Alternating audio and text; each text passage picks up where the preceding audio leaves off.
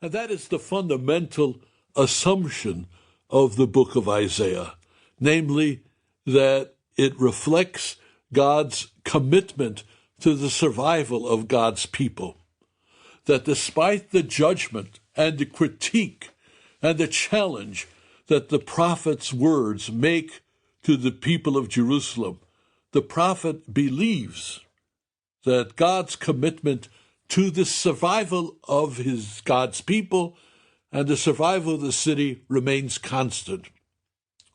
Now, in terms of literary technique, the book is primarily poetic in form, although there is some prose. For example, chapters 36 to 39 of Isaiah are taken largely from the second book of Kings, chapter 18 to 20, a prose account of the kings of the 8th century before Christ.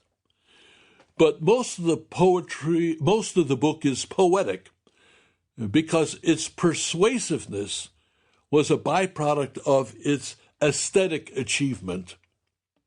So, for example, play on words is very important poetic technique used by authors of antiquity.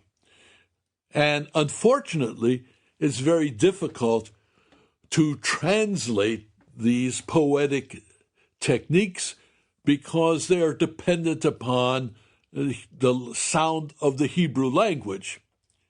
An example is found at the end of chapter 7, verse 9, in which the prophet challenges the king Ahaz to remain firm in his faith in God's deliverance of the city and his dynasty.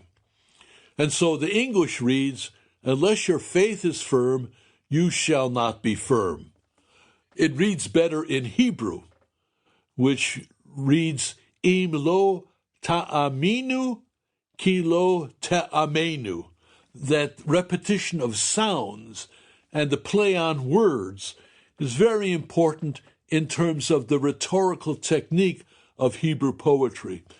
And the aesthetic quality of the rhetorical technique and word plays and so on made the content of the prophet's words persuasive. But there is one technique of Hebrew poetry that can be translated, and that's the phenomenon of parallelism. Within the lines of Hebrew poetry, there tends to be a repetition of ideas, where one line will repeat and modify the next line. So, for example, in chapter 1, verse 2, the opening line is, "Hear, O heavens, give ear, O earth." So you have the same idea repeated. "Hear, O heavens, give ear, O earth." So earth and heavens are called upon to hear the word of the Lord. And then at the end of verse 2, the Lord proclaims, "Children I have reared and brought up, but they have rebelled against me." So that second line carries on the idea of the first one. Children I have reared and brought up, however, they rebelled against me. So this second line carries on the idea of the first in an opposite way, that instead of responding positively to the care that God has shown Jerusalem and its people, God experienced rebellion.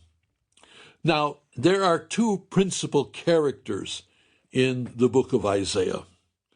The first character is known as the Holy One of Israel. This is a unique way of expressing Isaiah's view of God. It emphasizes God's uniqueness and transcendence. We tend to think of holiness as a moral quality, but here it's not a moral quality that the prophet is speaking about. It's speaking about the difference between the way God acts and thinks and the way people act and think. So the Holy One of Israel is